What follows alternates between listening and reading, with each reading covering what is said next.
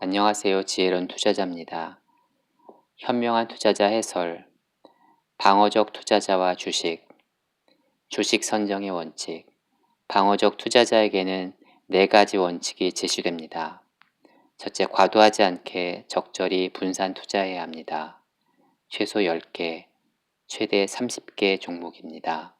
둘째, 종목은 대형 회사로 밝은 전망이 있고 자금 운용이 보수적이어야 합니다. 구체적 수치는 이후에 언급하겠습니다. 셋째, 각 회사는 오랜 기간, 그러니까 20년 이상 배당이 지급되었어야 합니다. 넷째, 매수 가격은 7년간 평균 이익의 25배, 지난 12개월 이익의 20배, PER 20을 넘지 않아야 합니다. 이 제한은 주가 상승률이 높은 인기 성장주들을 모두 제외시킬 수 있습니다. 성장주와 방어적 투자자. 성장주는 순이익이 빠르게 증가하며 앞으로도 그럴 거라고 예상되는 회사의 주식입니다. 이런 회사의 주가가 높지 않다면 분명 매수하기에 매력적인 주식이 됩니다. 하지만 성장주들은 이익에 비해 높은 가격으로 거래된다는 심각한 문제를 안고 있습니다.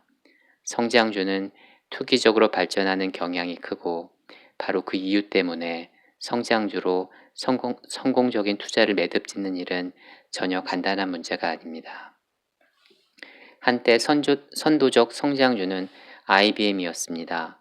오래전 매수한 뒤 끈질기게 보유한 투자자들에게 이 주식은 놀라운 수익을 안겨주었습니다.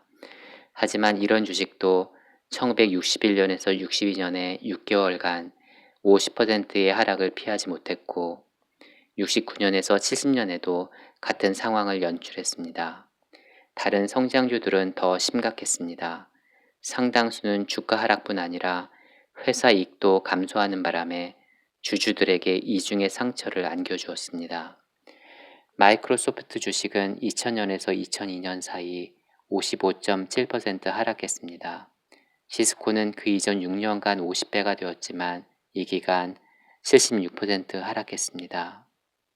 언제나 그렇듯 산이 높으면 골이 깊은 법입니다.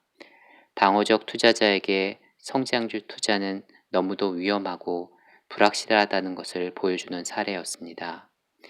물론 개인적으로 성장주를 잘 선정하여 적당한 주가에 사서 크게 오른 뒤 하락하기 전 매도하는 기적이 일어날 수도 있습니다. 하지만 일반인 투자자에게 이런 일을 기대하느니 땅속에 혹시 묻혀 있을지도 모르는 보물을 찾아 나서는 편이 나을 것입니다. 포트폴리오 변경. 아마 방어적 투자자는 포트폴리오 변경에 대해 처음 투자할 때처럼 조언이 필요할 것입니다. 개인 투자자는 제대로 된 지식이 없기 때문에 최고의 명성을 가진 회사에 투자를 맡겨야 합니다. 그렇지 않으면 무능하고 무분별한 투자 조언에 넘어갈 것이기 때문입니다.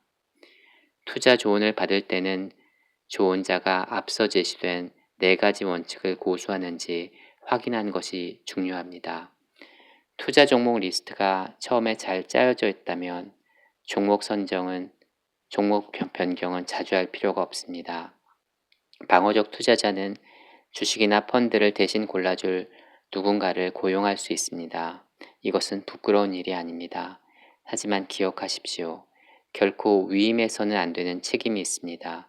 다른 사람이 아닌 바로 자신이 투자 자금을 맡기기 전 그 조력자가 믿을 만한지 수수료는 합리적인지 조사해야 합니다. 정액 매입법. 이는 한 종목 또는 여러 종목의 주식을 매월 같은 금액으로 매수하는 것입니다. 1949년 이후 엄청난 강세장을 거치면서 이런 방식의 투자 성과는 매우 만족스러웠습니다. 투자자가 잘못된 시기에 집중 매수하는 것을 막아주었기 때문입니다. 톰 린스는 다우존스 지수 종목에 대해 정액 매입법을 적용한 결과를 보여주었습니다. 1929년에서 52년까지 10년간 정액 매입법을 실행했을 때의 성과입니다. 모든 경우 매수 기간 종료 시점 혹은 이후 5년 이내에 이익을 냈습니다. 23번의 매수 기간을 통해 배당 수익을 제외하고도 평균 수익률은 21.5%였습니다. 주가의 변화에도 불구하고 정액 매입법만큼 궁극적 성공이 보장된 방식은 아무도 발견하지 못했다고 톰린스는 결론 냈습니다. 주식은 점점 건전한 저축 투자로 인정받고 있습니다. 매달 매입하는 금액은 적겠지만 20년 이상 지난 후 성과는 인상적일 정도로 의미 있을 것입니다. 주식시장이 요동치더라도 방어적 투자자는 혼란을 극복할 수 있습니다. 공격적 투자자가 되기를 거부하고 미래 예측을 포기하는 것이 가장 강력한 무기가 됩니다. 정액 매입법이라는 자동 프로그램에 투자 결정을 맡기고 주식시장의 변덕이라는 부정적 영향에서 벗어나는 것입니다. 그레이엄이 말한 것처럼 정액 매입법은 매주, 매월 혹은 매 분기마다 시장의 변동을 무시하고 계속 투자하도록 인도합니다. 가장 이상적인 방식은 주식이나 채권을 모두 포함한 인덱스 펀드로 포트폴리오를 구성하는 것입니다. 그리고 주식시장에서 어떤 섹터가 유망할지, 그 섹터에서 어떤 주식이 유망할지 예측을 포기하는 것이지요. 예를 들어 매달 50만 원의 여유가 있다고 가정하겠습니다.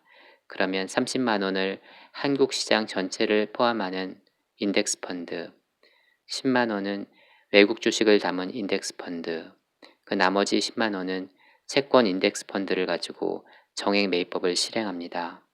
만일 시장이 하락하면 한 달 전보다 더 많은 주식을 사게 됩니다. 시장이 오르면 더 적은 수량을 사게 되겠지요. 이렇게 자동 항법 장치에 투자를 맡겨두면 시장이 과열되었을 때, 실제로는 위험할 때, 집중적으로 투자를 하거나 혹은 시장이 붕괴할 때 주식 매수를 망설이는 실수를 방지할 수 있습니다. 위험이라는 개념.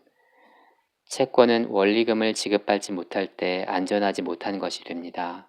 마찬가지로 주식을 살 때 당시 배당률이 지속될 것이라는 기대로 샀다면 배당이 감소하거나 없어질 때 그 주식은 안전하지 못한 것으로 판명됩니다.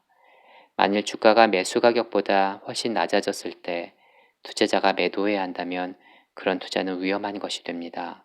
하지만 주가 하락이 일시적이며 이때 투자자는 팔 생각이 없는데도 단지 그 하락 가능성만으로 위험의 개념이 확대 적용되었습니다. 사실 이런 가격 하락의 가능성은 다른 투자에도 존재합니다. 예를 들어 건물을 저당하고 있는 사람이 불리한 시기에 건물을 팔아야 한다면 많은 손해를 볼 것입니다. 하지만 이것은 부동산 저당의 위험을 판단할 때 고려하는 요소가 아닙니다. 진정한 투자자는 보유한 종목의 주가가 하락한다고 해서 돈을 잃지 않습니다. 만일 제대로 선택된 주식 투자가 수년간 만족스러운 결과를 보였다면 이 투자는 안전한 것으로 판명될 것입니다. 보수적인 재무 구조의 대형 선도기업. 이는 방어적 투자자가 매수해야 하는 회사에 대한 제한된 조건입니다. 구체적으로 설명하자면 제조업체의 경우 주식의 장부 가치가 적어도 부채를 포함한 총 자산의 50% 이상이어야 합니다. 철도나 유틸리티 기업의 경우 30% 이상이어야 합니다. 또한 대형 회사가 되기 위해서는 시가총액이 100억 달러 이상이어야 합니다. 오늘 여기까지 할게요. 감사합니다.